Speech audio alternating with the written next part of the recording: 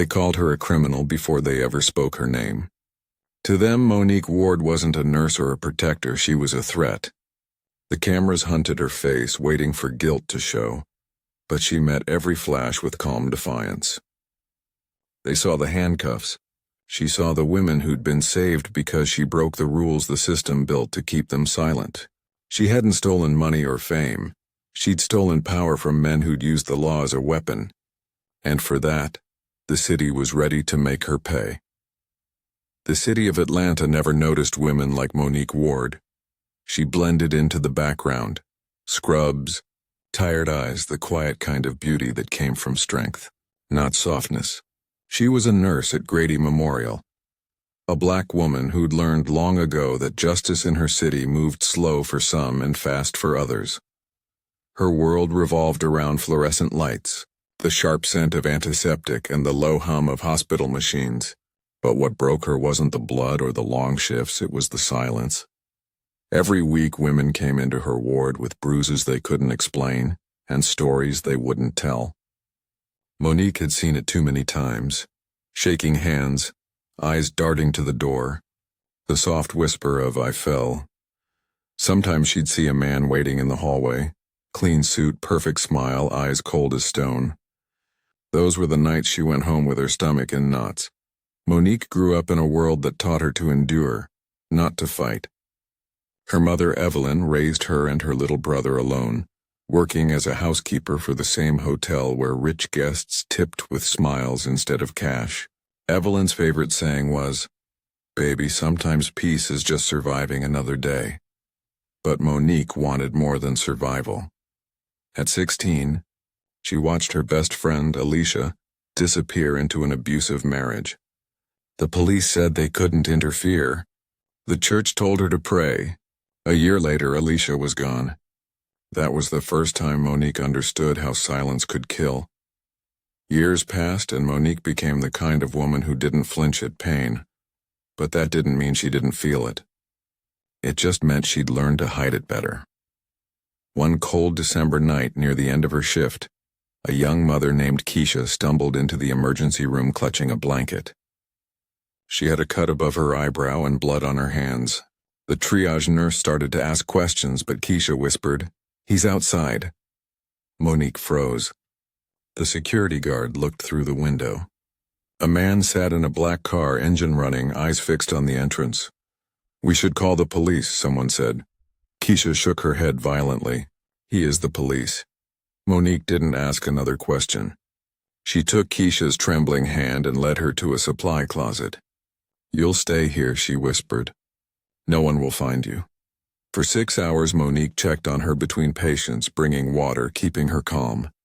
Just before dawn, she clocked out, grabbed her car keys, and told her supervisor she had a personal emergency.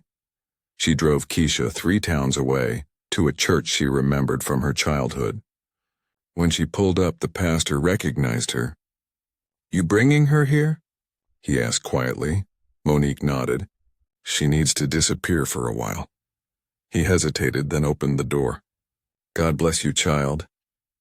When Monique drove home that morning, the sky was pale gray and she was shaking. It wasn't from fear. It was from clarity. She knew this couldn't be a one-time act of mercy. She couldn't keep patching wounds the world refused to stop causing. That afternoon, she sat on her old couch, pulled out a worn notebook, and wrote 5 words, "No woman runs alone again." That sentence became a promise and a plan. Within weeks, she started helping quietly. She found a few trusted friends at the hospital, nurses, janitors, social workers, people who knew pain when they saw it. They created what they jokingly called the safety circle. A code phrase whispered over the phone meant danger. A text at midnight meant come now. Monique was careful. Every address was temporary. Every call made from a burner phone, every favor disguised as routine. It wasn't legal, but it was right. The women she helped never forgot her. Some left thank you notes hidden under her windshield. Others sent photos of new lives, new homes, new smiles. But word spreads fast, even in whispers. A man showed up at the hospital one night asking questions. He said he was a concerned citizen, But Monique recognized the type. Too calm, too clean. The kind of man who wasn't looking for a friend. He was looking for control. When he left, Monique's co-worker, Naomi Pierce, a teacher who volunteered at the hospital's literacy program, warned her. "Mo, this is dangerous. You're playing with fire." Monique's voice was steady. "Then let it burn the right things." She didn't know it yet, but the small promise she'd written in her notebook was about to shake the city's most powerful men. The Phoenix Project was coming. She just hadn't named it. Yet if this first part gave you chills, comment for Monique. Because part 2 is where the quiet mercy turns into a mission, and Atlanta begins to feel the heat. Monique Ward spent the next few weeks living 2 lives. By day, she was still Nurse Ward, calm voice, gentle hands, the woman patients trusted with their pain. By night, she became something else entirely. A quiet architect of escape. Her 1-bedroom apartment turned into a nerve center. Old phones charged on the counter. A corkboard hung on the wall, pinned with notes written in careful code. Initials, safe addresses, bus routes, prepaid card numbers. Naomi Pierce became her first partner in the growing underground. A teacher by day, Naomi had seen too many of her students vanish from classrooms. Their mothers suddenly relocated or hospitalized. She'd learned early that those words were code for something darker. Naomi's voice carried a conviction that matched Monique's restraint. "We can't save everyone," she said one night, scribbling on a notepad. Monique didn't look up. "Then we'll start with one." Their first safe house was Naomi's cousin's place, a small, unused trailer on the outskirts of Decatur. It wasn't much, but it had a lock, a phone, and no paper trail. They stocked it with canned food, clean clothes, and burner phones labeled only with numbers. Next came Malik Johnson, a social worker who'd known Monique since her nursing internship. He was soft-spoken and smart, the kind of man who understood bureaucracy better than most criminals did. He knew how to hide a record in plain sight, how to make a missing person look in transfer, and how to speak in codes without sounding suspicious. Together, they built something fragile and brilliant, a network that stretched through whispers and kindness. A teacher, a nurse, a social worker, 3 ordinary people playing God with courage alone. The first woman they helped after Keisha was named Lorraine. She was middle-aged, quiet, and terrified. Her husband worked in finance. Her bruises were always accidents from yoga. Malik forged papers listing her as a home health client. Naomi arranged a temporary teaching assistant job under a false name. Monique drove her to safety after midnight, headlights off until the freeway. Lorraine hugged her before disappearing into the dark. "They'll come for you one day," she warned. Monique smiled softly. "They already have." Every woman who left safety behind left something behind for the next. A set of keys, a small donation, a phone number of a friend. The Phoenix Project didn't start with a meeting or a vote. It started with faith, the kind that burns instead of fades. Monique didn't choose the name. Naomi did. "Because even when we burn," she said, "we rise." Within months, the Phoenix Project had helped more than 30 women escape. None of them ever returned to their abusers. None of them spoke Monique's name publicly. But the men who'd lost control, they noticed. One of them was a local businessman with friends in high places. His ex-wife, once terrified, was now free and testifying. Court filings appeared out of nowhere. Airtight, detailed, damning. Someone was helping these women fight back. The powerful started to whisper about the nurse. They said she was manipulating victims. They said she was exploiting pain for fame. They said she was dangerous. Monique ignored the noise. She was too busy planning the next rescue. A mother of 2 hiding from a police sergeant with a badge and a temper. But late one night, while Monique was sorting files, Naomi burst through her door holding a newspaper. "They wrote about us," she said. Breathless. The headline read, Anonymous vigilantes undermining law enforcement. Leaks suggest rescue ring operating in Atlanta. The article was vague but dangerous. It mentioned medical staff, social services, and unauthorized data collection. Malik arrived minutes later, face pale. "This isn't just rumor anymore," he said. "They're digging." Monique's apartment suddenly felt smaller. The lights seemed too bright. Every photo on the wall looked like evidence waiting to be used. Naomi slammed the paper down.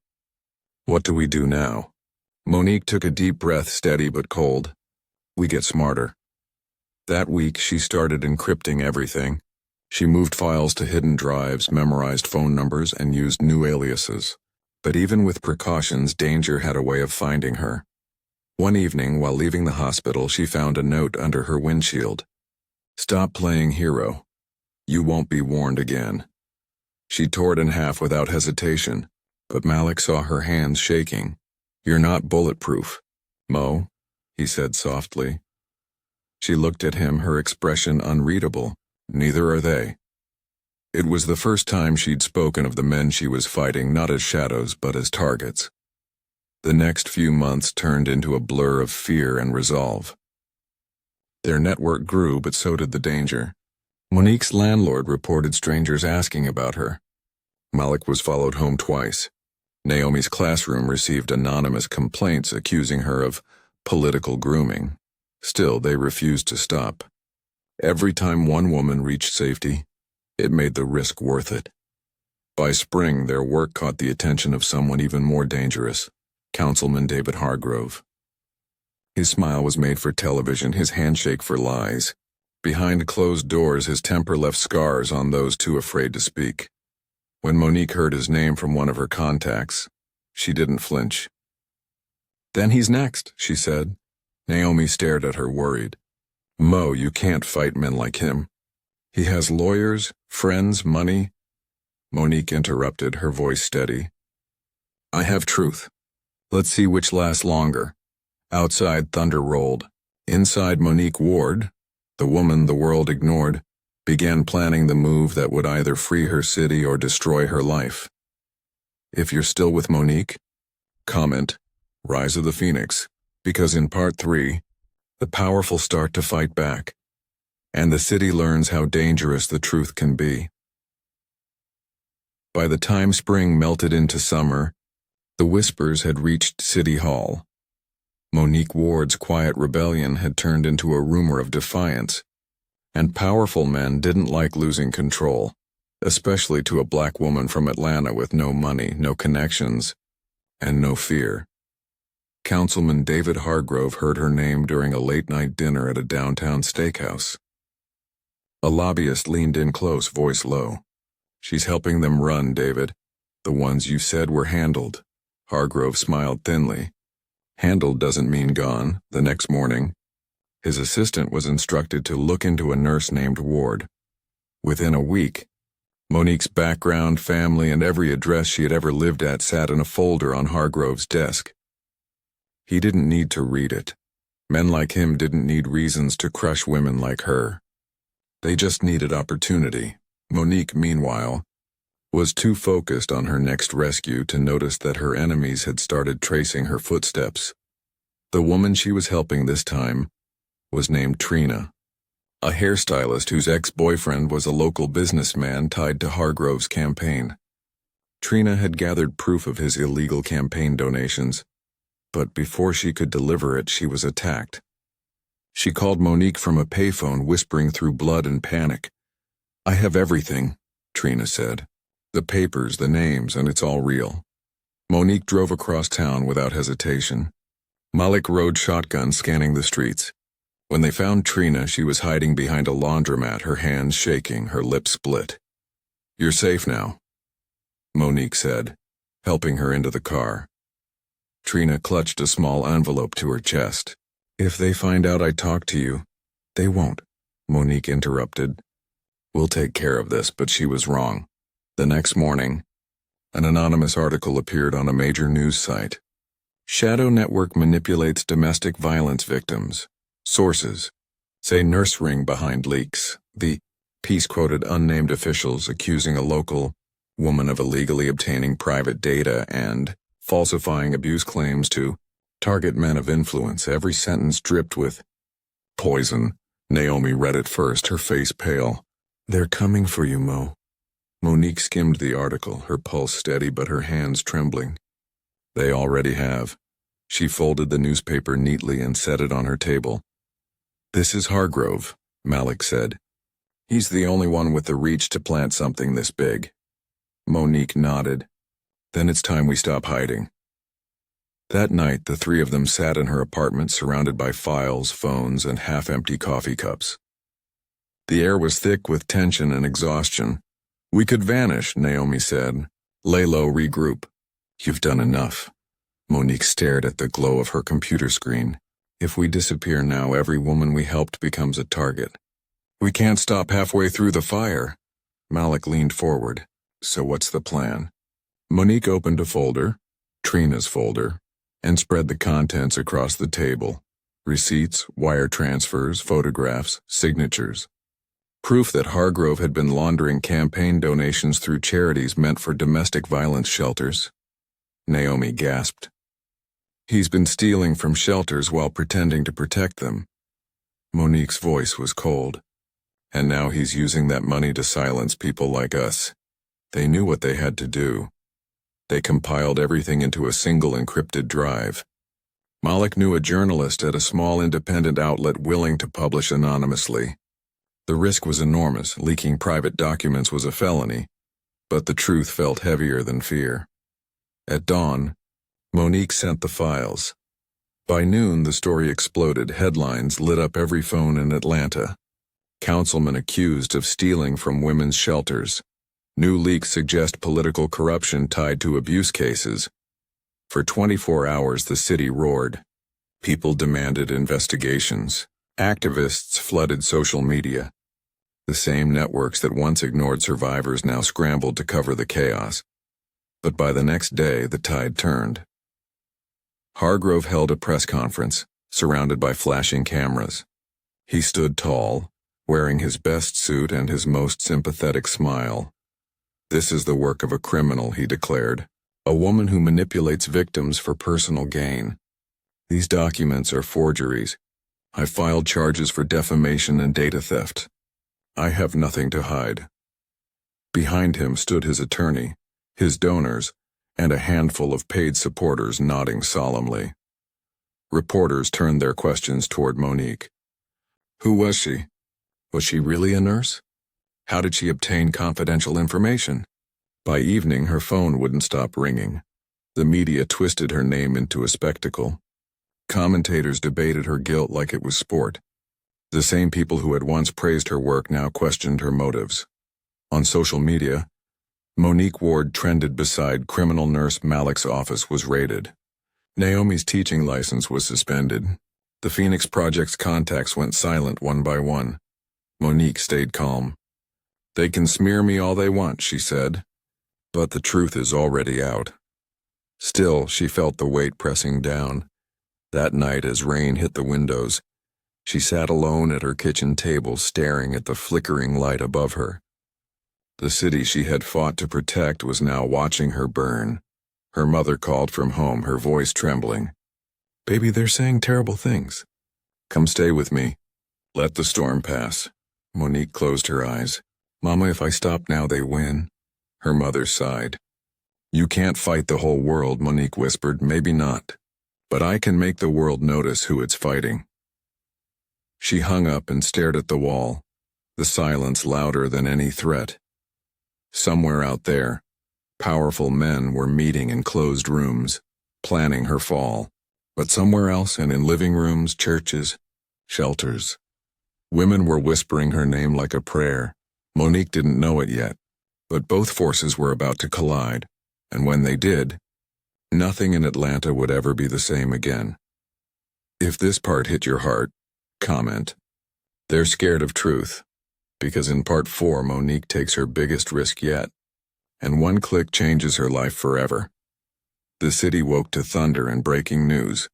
By sunrise, Monique Ward's name had turned into a weapon. the subject of every talk show, every angry headline, every whisper in every corner office. The world wasn't asking if she was guilty anymore.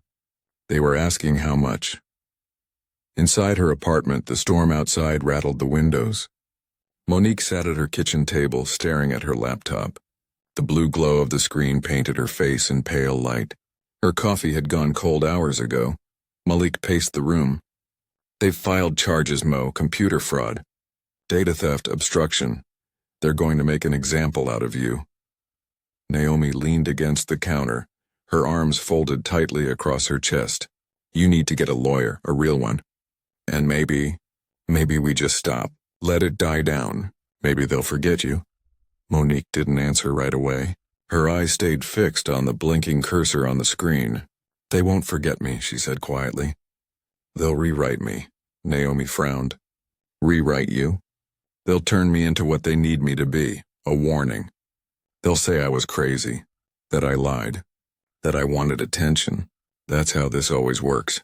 Malik stopped pacing. "Then what are we supposed to do?" Monique turned to them. Her face was calm but fierce, like a soldier who had already accepted the war. "We fight on our terms. If they want truth, we'll give them the whole truth. No shadows. No secrets." Naomi's eyes widened. "You're talking about releasing everything?" "All of it," Monique said. "Every document, every recording, every witness statement. No more leaks to journalists who can be bought. We drop it all. To everyone." "That's suicide," Malik said. "It's justice," Monique replied. They spent the next 3 nights preparing. The apartment became a war room again. Papers scattered across the floor, cords snaking between laptops. The hum of printers working overtime. Tia hadn't come back since her betrayal, but she'd left behind tools Monique had taught her to use. Secure networks, encrypted files, anonymous upload portals. Those were the weapons now. Naomi created a list of safe recipients: small media outlets, independent bloggers, community lawyers, and survivors groups. People who couldn't be easily silenced. Malik handled the logistics: power backups, hidden copies, VPNs, fail-safes. The rain came down like it was trying to wash the city clean. Atlanta glistened under the storm. Neon lights blurred by water, reflections of sirens flashing against glass. Inside one of those police cars sat Monique Ward, wrists cuffed, eyes calm. The city she had risked everything for was now watching her through a lens, waiting to see if she would break. Reporters had already given her a new name: the Hacker Nurse. They shouted it as she was led into the station. Cameras clicked, voices overlapping in chaos. "Monique, did you leak the files? Do you regret it? Was it worth it?" She didn't answer any of them. Silence was her only defense now. Not because she was afraid, but because she understood the game. They weren't asking questions for truth. They wanted spectacle. Inside the holding room, the air was cold and dry. Fluorescent lights hummed above her. Monique sat on a metal chair across from 2 agents. One older, bored, the other younger, eyes filled with pity. "You know what this looks like, Ms. Ward," the older agent said. "You accessed protected networks. You distributed confidential information. You endangered lives." Monique met his gaze. "No," she said quietly. "I protected lives. That's what endangers people like you." The younger agent looked away. The older one smirked. "You're not a martyr, Ms. Ward. You're a nurse who got too curious." "I'm a nurse who stopped following orders when those orders killed people," she replied. He leaned back in his chair. "You think anyone's going to care about your noble little rebellion once the headlines move on? They'll forget you." Monique smiled faintly. "Then they'll remember what I left behind." When they finally let her out, the crowd outside had doubled. Protesters mixed with reporters, signs held high in the rain. "Justice for Monique. Truth is not a crime. We are Phoenix." Her face, half shadowed beneath the hood of her raincoat, appeared on every screen. Her mugshot, solemn, fierce, spread across the internet within hours, and something strange happened. People didn't see a criminal. They saw defiance. Her eyes, tired but unwavering, became a symbol. By dawn, Monique Ward was trending across the country. Inside the city jail, Monique sat in her cell, unaware of the storm she'd ignited outside. Her cellmate, a woman named Crystal, watched her quietly. "You really started all this?" she asked. Monique shrugged. "I didn't start it. I just stopped pretending it wasn't already happening." Crystal smirked. "They're saying you broke the law." Monique looked up. "Then maybe the law was already broken." Crystal nodded slowly. "You talk like a preacher." "No," Monique said softly. "I talk like someone who's tired of burying the truth." That night, the television in the corner of the common area flickered with news coverage. Hargrove stood behind a podium, his suit flawless, his smile rehearsed. "It's tragic," he said to the cameras, "that someone entrusted with caring for others would betray that trust so completely. We are a nation of laws. If we let emotions override order, we have nothing left." He paused dramatically as if mourning her downfall. "I pray for Miss Ward's soul." Monique watched from her cell, the sound muted but the meaning clear. "He prays for my soul," she murmured. "He should pray for his own." By morning, crowds had gathered outside the courthouse. Reporters demanded answers.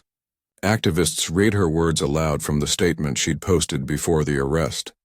Survivors who had once hidden came forward, faces visible for the first time. "She helped me," one woman told a news crew through tears. "She saved my kids. And they're calling her a criminal?" The system that had built its case against Monique suddenly looked nervous. But power doesn't crumble quietly.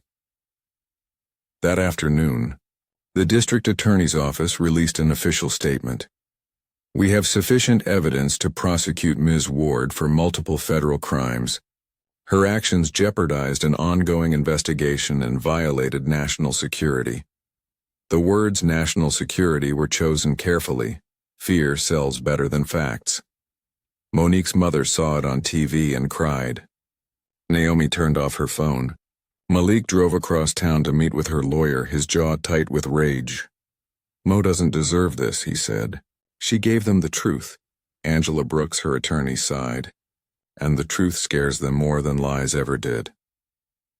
That night, as thunder rolled across the city, Monique sat alone in her cell. The guard from before, the young one with kind eyes, stopped by her door. "They're saying you might not get bail," he whispered. "They think you'll run." Monique smiled faintly. "I've been running my whole life. This time I'll stand still." He hesitated, then asked, "Was it worth it?" Monique didn't look up. "Every life I helped save made it worth it, even if this is where it ends." He nodded, swallowed hard, and walked away. At midnight, the power flickered from the storm outside. For a moment, everything went dark. The hallway, the cells, the sound. Just silence. In that silence, Monique closed her eyes and pictured every woman she'd helped escape. Keisha, Lorraine, Trina. Faces of fear turned into faces of freedom. Maybe that was enough.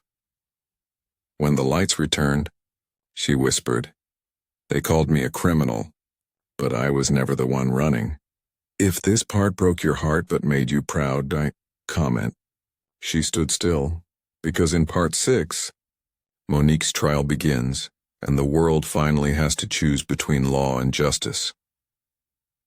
The morning sun crept through the gray Atlanta sky like it was ashamed to rise. The world outside was loud. Reporters shouting, protesters chanting, sirens echoing down the courthouse steps. Inside the detention center, Monique Ward sat quietly, her hands clasped together, waiting. Her trial was about to begin. The city had already taken its sides. Some called her a hero.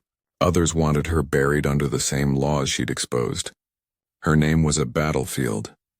Angela Brooks, her lawyer, entered the small consultation room holding a file. Her hair was messy, eyes bloodshot from sleepless nights.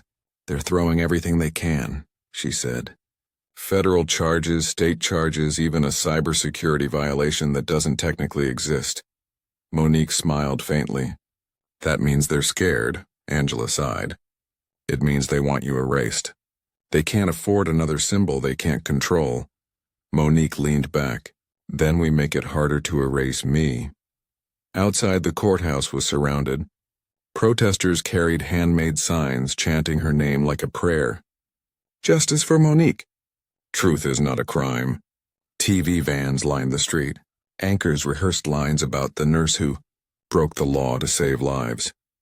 The city had never seen anything like it, a trial that felt like a revolution disguised as a court hearing. When the guards escorted Monique through the hallway, every camera turned. The flashes were blinding. The microphones thrust forward like weapons. Do you have any regrets? Someone shouted. Monique didn't slow down. Only that it took me this long to fight back. The reporters exploded with questions. But those 7 words, calm, certain, defiant, became the quote of the day.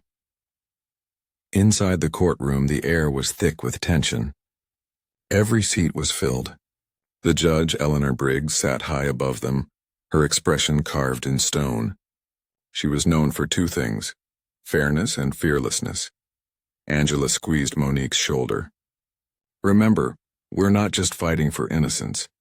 We're fighting for the truth to mean something again. The prosecutor, Frank Delaney, stood up. He was the kind of man who looked like he'd been born for control. Sharp suit, sharp tongue, sharp smile. Ladies and gentlemen, he began, addressing the jury, this case is not about sympathy. It's not about emotion. It's about law.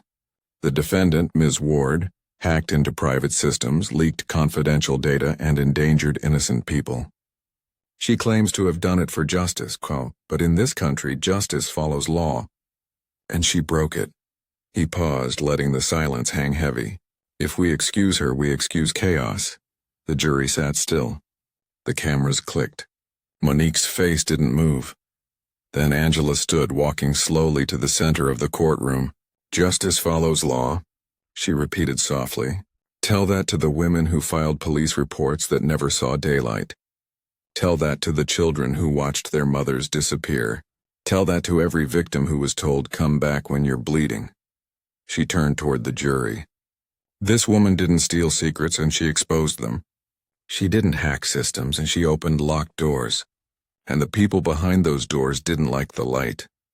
The judge tapped her gavel once, not to silence her, but to steady the rising emotion. Angela continued, you'll hear evidence. You'll see proof. But remember, the only reason any of this came to light is because Ms. Ward refused to stay quiet. That's her real crime. Not theft. Not fraud. Defiance.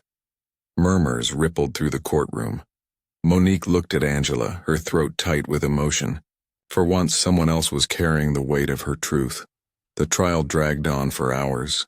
Witness after witness took the stand. Police officers, digital analysts, even former hospital administrators. The prosecution painted her as dangerous, reckless, unstable. But Angela fought back with faces, not files. A woman named Clara testified. Monique saved me, she said through tears. The police told me to go home. She didn't. She believed me. Another woman spoke next. I had nowhere to go. She gave me a bus ticket, a place to stay, a reason to live. Every testimony chipped away at the prosecution's cold logic. Law had power, but truth had heart. Still, the system didn't bleed easily. The prosecution introduced new evidence. Bank records showing Monique had received donations from anonymous accounts. Bribes, Delaney called them. Angela slammed her hand on the table. Objection. Overruled, said the judge. Angela turned to Monique. Do you know anything about these? Monique shook her head. No, but I know who planted them. She didn't need to say his name. Everyone knew. Councilman Hargrove sat in the gallery, expression calm, fingers pressed together. His presence was a silent threat. When Monique looked at him, he smiled faintly, the kind of smile that said he still believed he'd win. The next witness called was Naomi.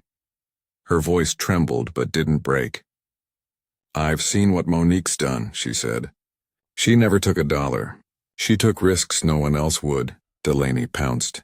Ms. Pierce, are you aware that your friend's actions have endangered law enforcement operations? Naomi stared back. If law enforcement had been doing its job, she wouldn't have needed to act. The courtroom gasped. Judge Briggs banged her gavel. Order. Naomi stepped down, tears in her eyes but pride in her heart. Outside, the crowd roared louder. The news cycle shifted. The narrative was changing. Inside her cell that night, Monique could hear the chants through the window. Truth is not a crime. We are Phoenix. Crystal looked at her and said, You hear that? They're calling your name out there. Monique nodded slowly. It's not my name they're calling, she said. It's the truth's. The next morning, as sunlight touched the courthouse steps, something had changed in the city. The people who had once watched from a distance were now choosing sides. And for the first time, the system that had buried so many stories was forced to listen. If this part gave you chills, can comment, Truth on Trial, because in Part 7, Monique faces the full power of the court and gives a speech that no one in America will ever forget. The courthouse loomed like a fortress built to intimidate the poor. Its stone pillars reached into the gray Atlanta sky, a monument to laws that had protected the powerful longer than they had defended the weak. Inside, the air felt heavy, like judgment itself. Monique Ward sat at the defense table, her wrists uncuffed but her freedom still chained to uncertainty. The world outside was still chanting her name. Inside, silence had become its own weapon. Judge Eleanor Briggs, stern and sharp-eyed, called the courtroom to order. Cameras were forbidden, but the world didn't need footage anymore. Every word spoken in that room would find its way into the streets. The prosecution had come armed with files and fury. Frank Delaney stood tall before the jury, his voice smooth as oil. Ladies and gentlemen, he began, what we have here is not bravery. It is betrayal. Ms. Ward used her position to gain access to private information, records, bank statements, and confidential communications. She then distributed this data to the public, endangering lives and reputations. The ends do not justify the means. If we excuse this behavior, we replace justice with chaos. He turned toward Monique, his gaze cold. She calls herself a savior. But saviors don't decide who deserves saving and who deserves ruin. The jury watched him closely. He was confident, practiced, the kind of man who could sell guilt like a sermon. Angela Brooks rose slowly. If you're done preaching, counselor, maybe we can talk about the facts. Delaney smirked and returned to his seat. Angela stepped to the center of the courtroom. Her presence was smaller, but her voice carried truth like a blade. Ms. Ward didn't steal secrets, she said. She revealed corruption. She didn't endanger lives, she saved them. The files you'll see over the next days won't show chaos. They'll show cover-ups. They'll show missing reports, ignored pleas, and a system built to silence victims because protecting the powerful was easier. She turned toward the jury, her tone steady but emotional. Ask yourselves, when the law stops protecting the people it's meant to serve, who is really breaking it? A murmur spread across the gallery. Monique sat still, her hands folded tightly together, her breathing steady. She had promised herself she wouldn't cry, not here, not in front of them. The judge nodded once. Proceed. The prosecution began its case, presenting computer logs, email traces, and expert testimony. A cybersecurity analyst explained how Monique had bypassed firewalls and retrieved private data. Each technical detail was meant to bury her under precision and jargon. Angela stood. Mr. Analyst, she said calmly. You said the files were taken from a secure server, correct? Yes. Who had access to that server? City employees, law enforcement. So you can't say for certain that Ms. Ward took them? The witness hesitated. Well, not personally, but... Angela cut him off gently. So the truth is, anyone with the right clearance could have leaked that data, isn't that right? Yes, but thank you. Angela sat back down. A few jurors exchanged glances. The day stretched long. The prosecution called police officers, administrators, anyone who could testify that Monique had been unstable.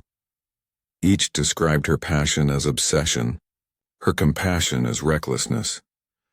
When the last officer stepped down, Angela rose and said softly, "The defense calls its first witness."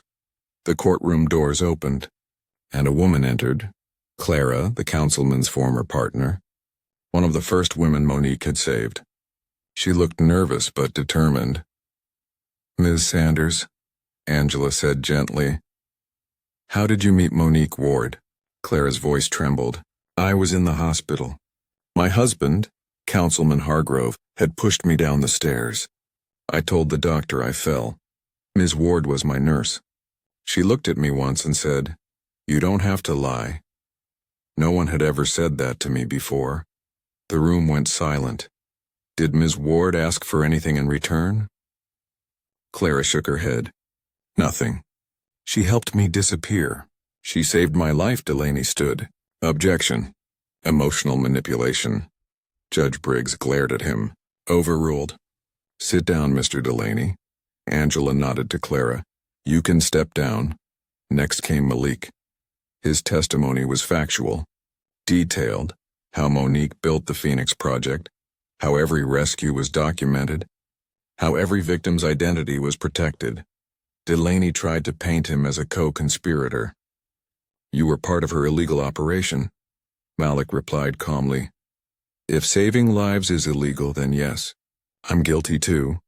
Some of the jurors smiled faintly. Finally, Naomi took the stand. She looked at Monique before she began speaking. "She's not perfect. She breaks rules. She pushes limits. But she did what none of us had the courage to do. She made the powerful afraid of consequences." Delaney smirked. "You're saying she was justified in breaking the law?" Naomi leaned forward. "I'm saying the law wasn't protecting us." The jury stirred again. Delaney, visibly frustrated, called for a recess. The judge granted it. When the room emptied, Angela turned to Monique. "They're listening, Mo. I can see it in their faces." Monique exhaled slowly. "It's not enough for them to listen. They have to believe." Later that afternoon, the defense called its final witness, Monique herself. She stood at the witness stand, the entire room watching her. The light seemed brighter, the silence sharper. Angela approached her slowly. "Ms. Ward," she said softly, "why did you do it?" Monique looked at the jury, her voice low but firm. "I did it because the law stopped listening. I did it because women kept dying while paperwork sat on desks. Because I was tired of stitching up bruises and sending victims back to monsters. I broke a law to save a life, and I'd do it again." Angela nodded.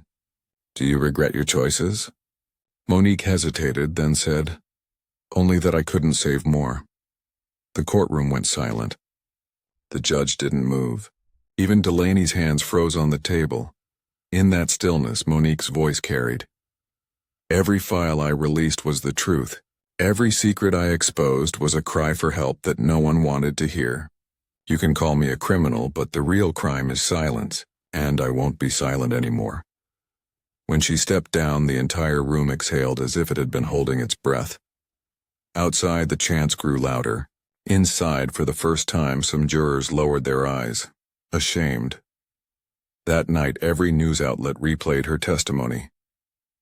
The phrase, "I broke a law to save a life," spread like wildfire. And across the city, the line between law and justice began to blur. If this part gave you goosebumps, comment. Truth has a voice. Because in Part 8, the fight turns personal. Betrayal comes from inside Monique's circle, and the truth she built begins to crack. The courtroom felt colder on the 8th day. The crowd that once filled every seat now buzzed with unease. Whispers moved through the hallways like a draft under a closed door. Monique Ward felt it before she saw it. Something was off. When Judge Briggs entered, even her voice sounded heavier. "Mr. Delaney," she said, "you may call your next witness." Delaney's smirk returned. "The prosecution calls Ms. Tia Rivers." Angela's head snapped up. Monique froze. For a moment, she thought she had misheard. Tia, her ally, her friend, the woman who had helped her build the Phoenix Project, stepped into the room wearing a navy dress that didn't fit her. Her hands trembled as she took the oath. She couldn't look at Monique. Angela whispered under her breath. They got to her. Monique's throat went dry. Let her speak, she murmured. Delaney began softly, like a hunter luring prey. Miss Rivers, you worked closely with the defendant, correct? Tia nodded faintly. Yes. And you were part of her organization? We weren't an organization, Tia said quietly. We were trying to help people. Delaney stepped closer. Help people? By breaking into government servers? By leaking private data? Tia's voice cracked. I didn't know she was going that far. I thought she was just collecting evidence from victims. Monique's chest tightened. That's not true, she whispered. But the words were lost in the murmur of the gallery. Delaney pressed harder. So, to be clear, Ms. Ward instructed you to gather illegal information? Tia hesitated, tears forming.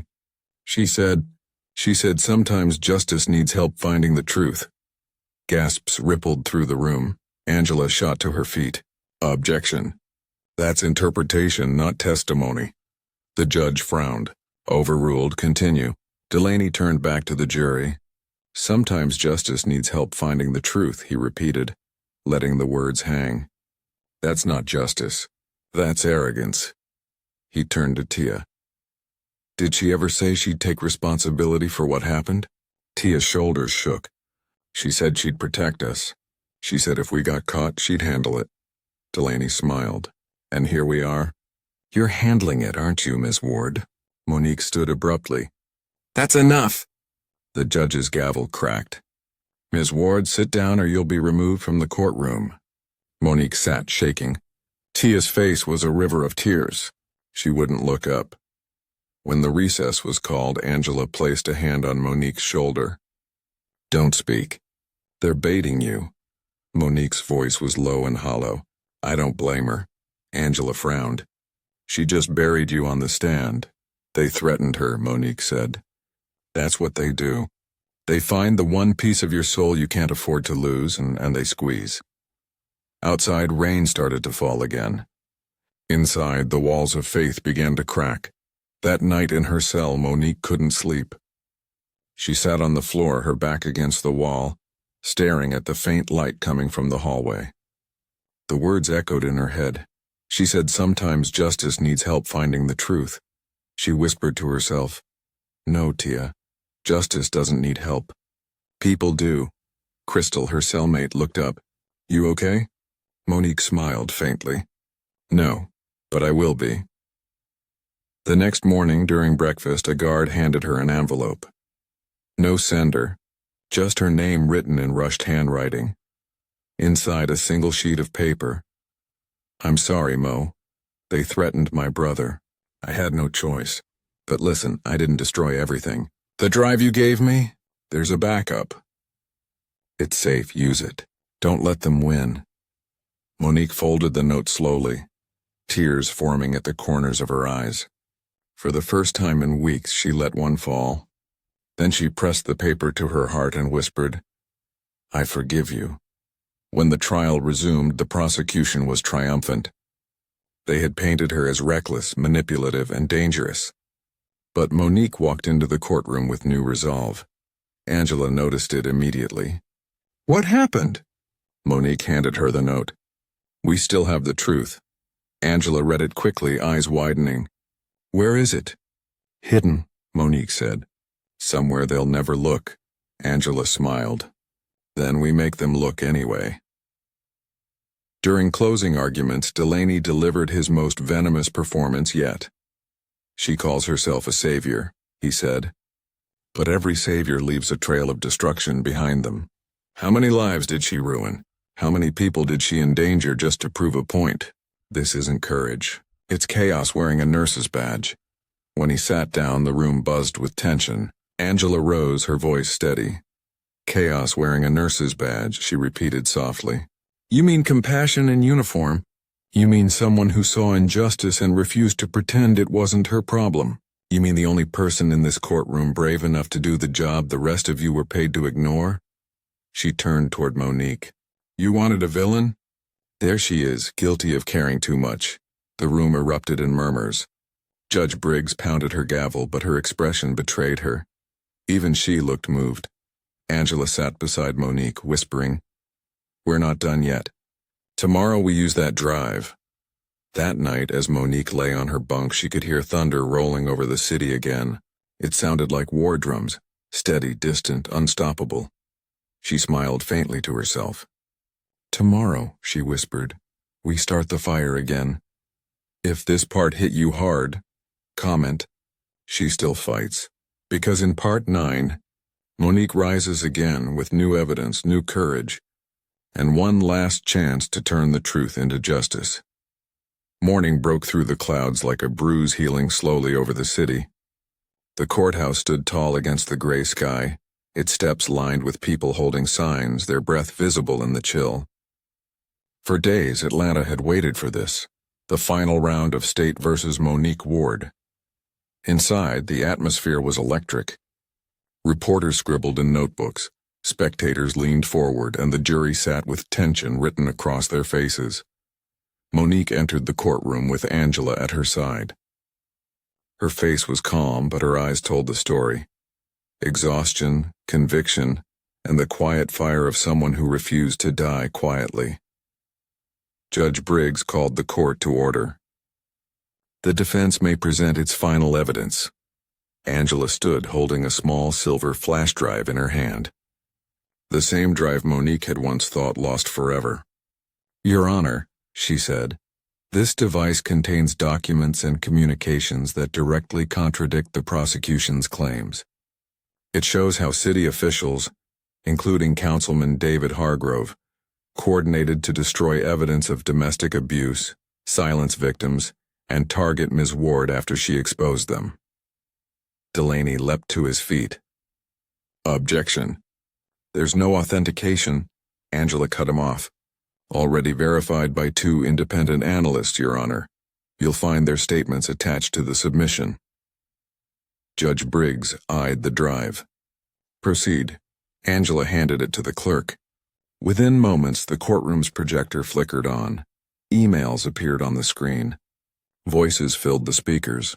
Recordings taken from the city's own network. "If she talks. We're all done. She's a problem that needs to disappear. Make her look unstable, use her own words against her." The murmurs in the courtroom grew louder. Someone gasped. A juror covered her mouth. Angela let the evidence play. Then she turned to the judge.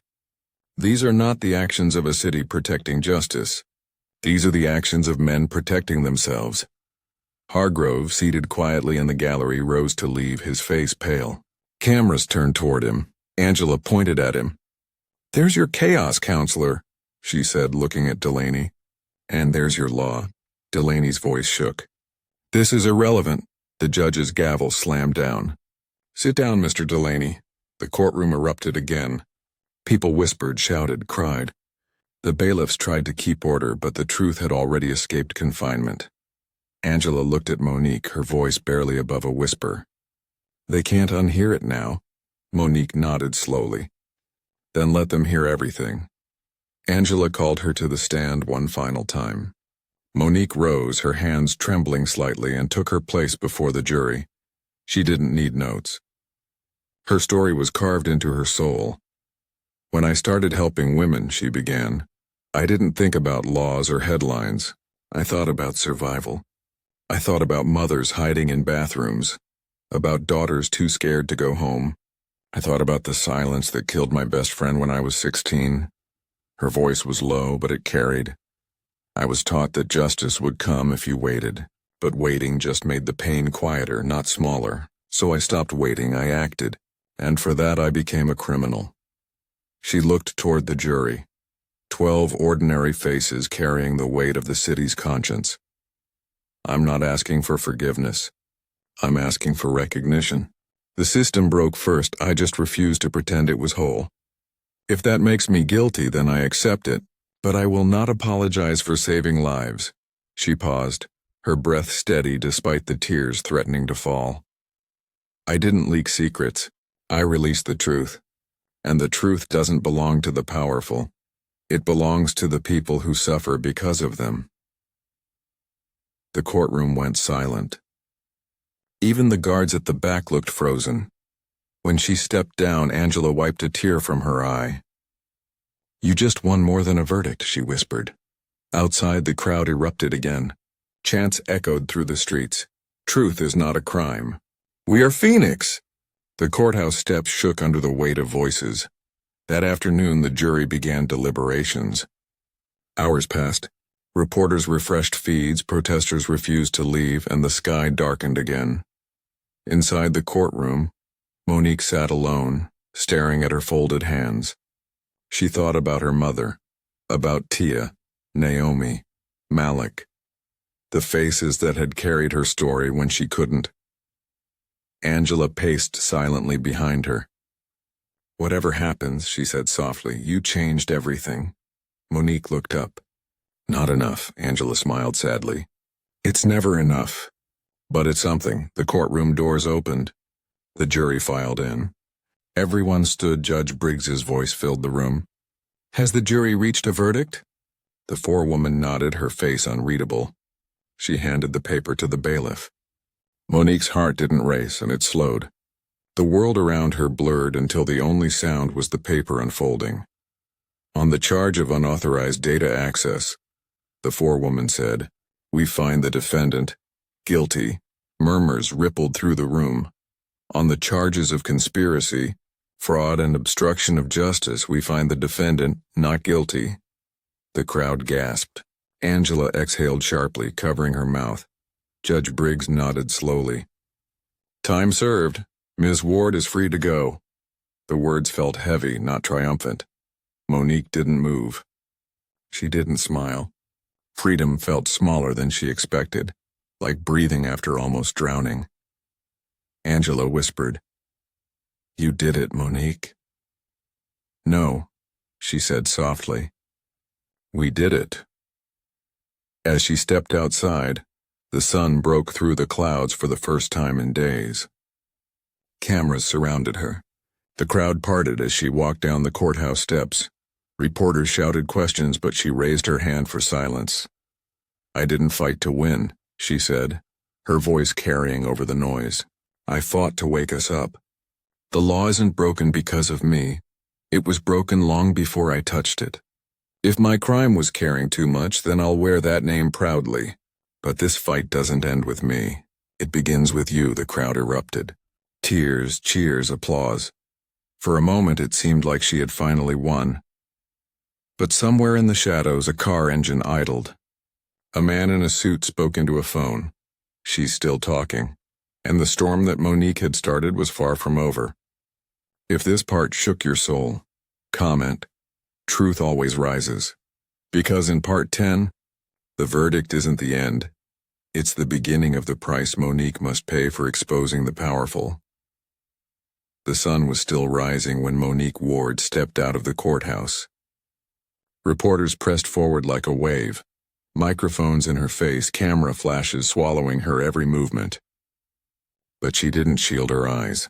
She faced the light. To the world, the trial was over. To Monique, it had only changed shape. Angela Brooks stood beside her, holding back tears. "You're free, Mo, it's over." Monique shook her head slowly. "No, Angela. You don't fight men like Hargrove in a courtroom. You fight them in the shadows they hide in, and those shadows are still here. Behind the cheers, behind the chants of truth is not a crime." Monique heard it, the steady hum of danger. A reminder that freedom was never free for women like her. Naomi ran through the crowd, pushing past reporters to hug her. "You did it, Mo." "They can't touch you now." Monique held her tightly. "They already did, but I'm still standing." Malik joined them, smiling for the first time in weeks. "The city's changing. People are waking up." Monique looked at both of them. "Then we make sure they don't fall back asleep." The three of them walked through the courthouse doors together, unaware that across town, the man who had built his empire on silence was watching the same broadcast with clenched fists. Councilman David Hargrove stood by the window of his penthouse, his reflection a mix of rage and fear. On the TV behind him, Monique's voice played over the crowd noise. "If my crime was caring too much, I'll wear that name proudly." He turned the volume up, his jaw tightening. "You wanted war," he muttered. "You'll get it." He picked up his phone. "Handle it," he said simply before hanging up. That evening, Monique returned to her apartment for the first time since her arrest. The familiar scent of lavender cleaner hit her as she stepped inside. The walls still carried the ghost of old plans, faded tape marks where charts and photos once hung, power cords scattered across the floor like veins of an old machine. She sat down on her couch and exhaled deeply. The silence was heavy but sacred. Her phone vibrated with hundreds of messages. Survivors thanking her, strangers calling her brave, journalists begging for interviews. She ignored them all. Instead, she typed a single post on social media. "The verdict isn't the end. It's the beginning. For every woman who was told to stay quiet, your voice matters. You don't need permission to be heard." Within minutes, it had thousands of shares. Monique smiled faintly, her fingers trembling as she set the phone down. Then, for the first time in months, she allowed herself to rest. 2 days later, Angela called her to a press conference. The state legislature had announced a new bill inspired by her case, the Phoenix Act. It would protect whistleblowers and survivors who exposed systemic abuse. "It's real, Mo," Angela said, her voice breaking with pride. "You started something they can't stop." Monique's eyes filled with tears. "Then make sure they don't twist it." "You should come," Angela urged. "You deserve to see this," Monique agreed. She didn't know that the same morning, a black sedan was parked 3 blocks away from her building, 2 men inside waiting. The event was held downtown, surrounded by reporters and officials desperate to be seen supporting the reform. Banners reading "The Phoenix Act, Justice Reborn" hung from the courthouse pillars. Monique stepped onto the stage to a roar of applause. She wasn't wearing makeup or fancy clothes, just a black coat and a small phoenix pin on her collar. When the crowd quieted, she began to speak. "I was called a criminal for doing what the system refused to do, protect the innocent. But if my story has taught you anything, let it be this. Justice doesn't live in courtrooms. It lives in choices." Her voice grew stronger. "Every woman who finds the courage to speak is rewriting the law in her own name. You can lock me up, but you can't cage a truth that already belongs to the people." The crowd erupted again, cheers echoing off the buildings. Somewhere in the back, 2 men exchanged glances. One spoke softly into his earpiece. "She's leaving the stage now." When the event ended, Monique walked toward her car surrounded by a sea of supporters. Naomi was laughing, Malik was taking photos for the foundation's website, and Angela was fielding questions from the press.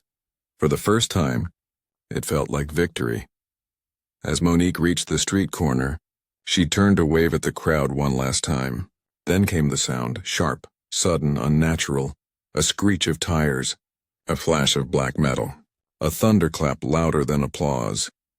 The sedan plowed through the barricade and disappeared into the traffic before anyone could react. Monique fell backward, the world tilting in slow motion. The noise faded. The sky above her blurred into blue and gray. Naomi screamed her name. Malik dropped to his knees beside her, his hands covered in blood. "Stay with us, Mo. Stay with us!" Monique tried to speak, but the words barely formed. She could see the phoenix pin on her coat, glinting faintly under the streetlight. Her lips moved. "Tell them." "Don't stop." Her hand went still. The news broke within the hour. Monique Ward killed in hit and run. Investigation ongoing. The footage spread across every screen. Angela crying in front of cameras. Naomi shouting at police. Malik standing silent in disbelief. The same city that had once called her a criminal now lit candles in her name. But the story didn't end there. Within days, protests erupted across the country. People marched under banners reading "We Are Phoenix." The movement she'd built in secret was now unstoppable. The Phoenix Act passed, unanimously within a month, and though Monique never saw it signed into law, her face hung above the State House steps, not in shame, But in reverence, she had been right all along. The truth had a price, and she had paid it in full. If this part made you cry, comment. Her fire lives on. Because in part 11, we see the ripples of Monique's death, and how the woman they silenced becomes the voice that never stops echoing. The city had not gone silent since the night Monique Ward died. It had only changed tone, grief turning into defiance, mourning melting into movement. Atlanta pulsed with the sound of protest. The same courthouse where she had been condemned now stood surrounded by murals, candles and names written in chalk. Every wall downtown carried her face. Calm eyes, a quiet half-smile, the words they called her a criminal, but she was a savior stenciled beneath. At first, the government tried to calm the storm. A few politicians offered condolences. The police promised a thorough investigation. The mayor called her death a tragedy. But the people weren't looking for sympathy. They wanted justice, the kind Monique had died for. The first march began 3 days after her funeral. Women led it, teachers, nurses, clerks, mothers, walking with photos of Monique printed on paper, taped to their jackets, painted on their cheeks. Men joined them, carrying signs that read, "Truth has a pulse and we are Phoenix."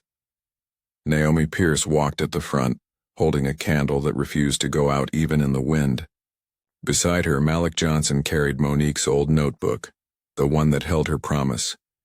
No woman runs alone again.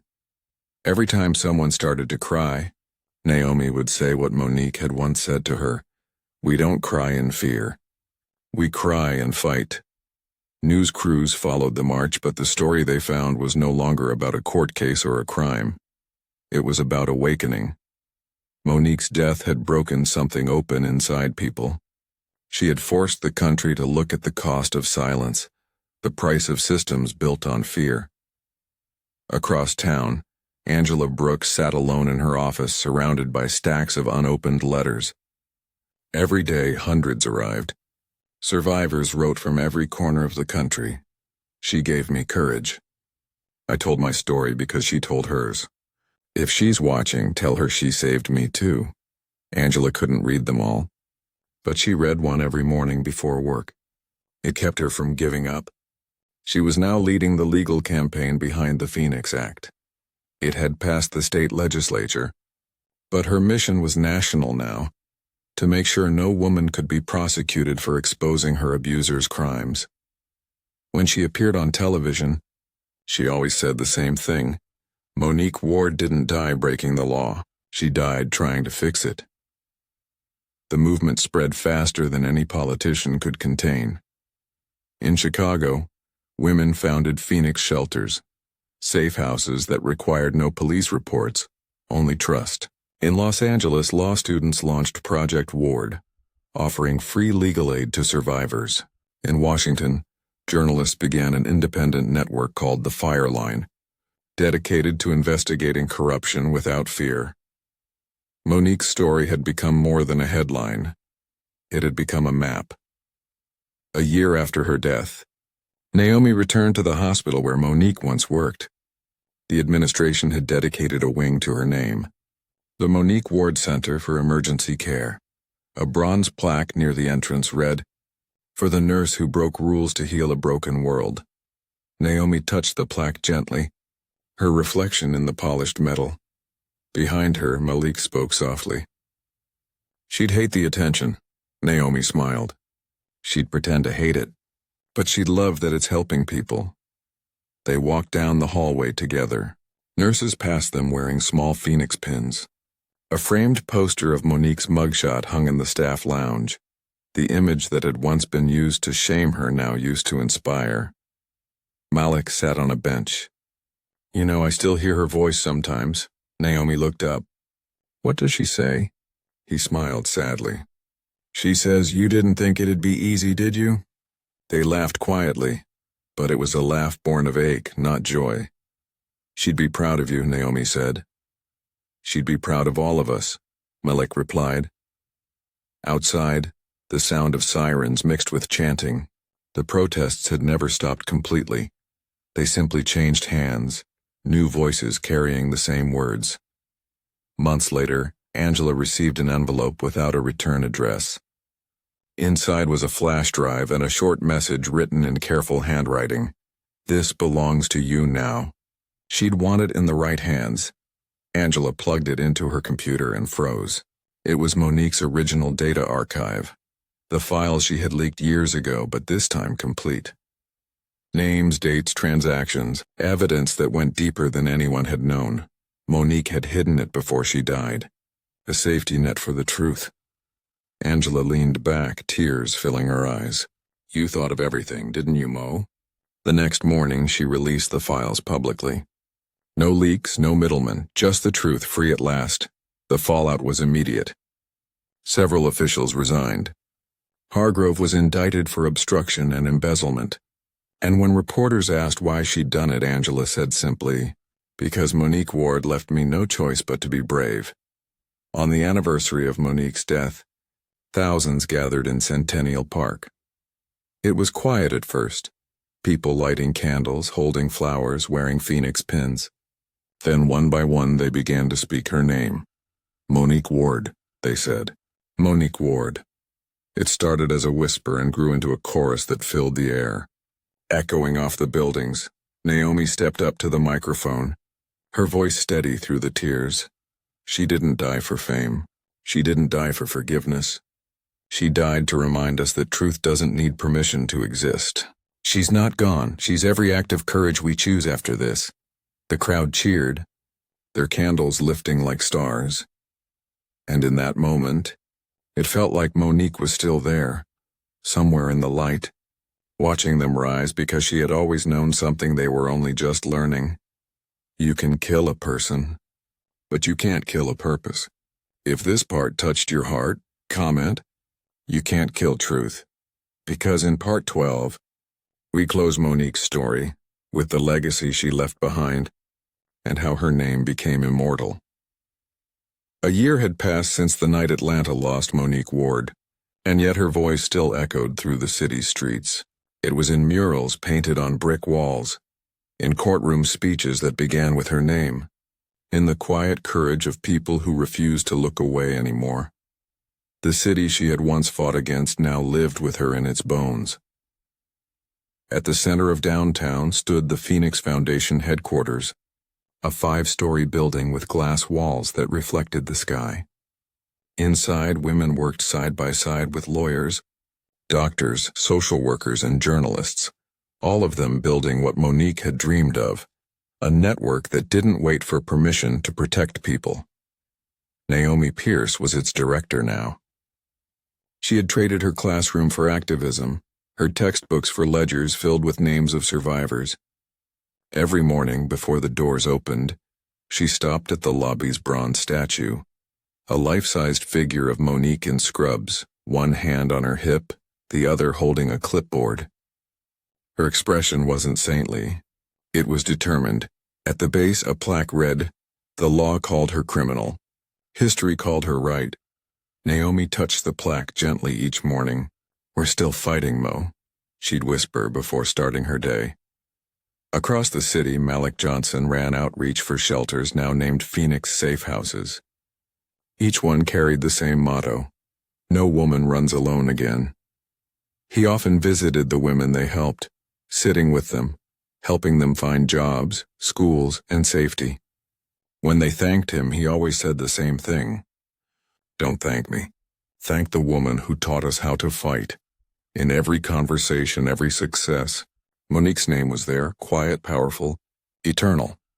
Angela Brooks had become one of the most recognized attorneys in the country. Her fiery closing argument at Monique's trial was now quoted in law schools. She'd turned her small office into a legal organization focused on reforming the justice system's treatment of survivors.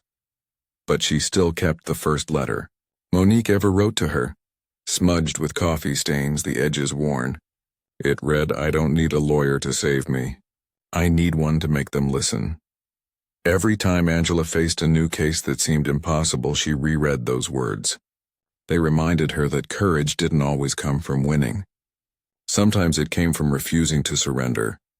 She hung Monique's photo behind her desk, not as decoration but as direction. Hargrove's empire, once untouchable, had crumbled. The trial that followed the release of Monique's final files revealed layers of corruption even she hadn't known existed. He lost his seat, his fortune, his allies. But justice, true justice, came not from prison time but from legacy. His downfall became Monique's final victory, proof that truth, no matter how buried, always claws its way back to the surface. Monique's mother, Evelyn Ward, still lived in the same small house with lavender curtains and the same cracked steps. Reporters had come many times asking for interviews. She refused them all. Instead, she spent her days tending to her garden and visiting the memorial downtown. One afternoon, Naomi stopped by to see her. The two women sat on the porch with lemonade, the summer air thick and quiet. "She changed the world, you know," Naomi said. Evelyn smiled sadly. "She was changing the world long before y'all noticed." Naomi laughed softly, wiping a tear. "She'd hate all this attention." "She'd act like she hated it," Evelyn corrected, "but deep down she'd be proud." They sat in silence for a while, watching the sun sink lower. Evelyn finally whispered, "I miss her voice. But when I see what she built, I know she's not really gone." Naomi nodded. "She's in every story we save." The first Monique Ward Day was held that fall. Across the country, cities lit candles, played her speeches, and read her words aloud in parks, classrooms, and churches. Angela spoke at the Atlanta ceremony, her voice trembling only once. "She taught us that justice isn't about winning in court," she said. "It's about refusing to let fear make you a spectator." Monique broke laws that were already broken, and in doing so, she rebuilt what justice could mean. The crowd cheered, some wept. Others simply closed their eyes and listened. As the evening light dimmed, Naomi stepped forward holding the same notebook Monique had written in years ago. She opened to the last page, the one Monique had written the night before her final mission. It read, "If they silence me, make sure the silence works for me." Naomi's voice caught as she read it. Then she lifted her head, looking over the sea of faces. She didn't die in vain. She died so the rest of us could live out loud. Candles lifted in unison, 1,000 tiny flames against the dark. Later that night, Malik walked through the city alone. He passed a mural of Monique on a brick wall, her face painted in gold and red tones, fire rising behind her. The artist had written a simple phrase beneath it. She broke the silence. He stopped and looked at it for a long time. The city was quiet, well, not the silence of fear, but of peace. The kind Monique had been fighting for all along. In that silence, Malik whispered, "You did it, Mo." Somewhere, in the wind that moved through the streets, it almost felt like she whispered back. Years later, people would still argue about her methods. Some would call her reckless. Others would call her revolutionary. But no one would forget her, because Monique Ward had done what few dared. She turned her pain into proof, her defiance into deliverance, her life into a lesson. And though the city built new systems, passed new laws, and moved forward, every time someone chose truth over fear, her story repeated itself quietly in their hearts. She had become eternal, not because she lived forever, but because she had taught the world how to rise from the ashes. The world had taken everything from her, her peace, her safety, her life, but in return she had given it something greater, a fire that never dies.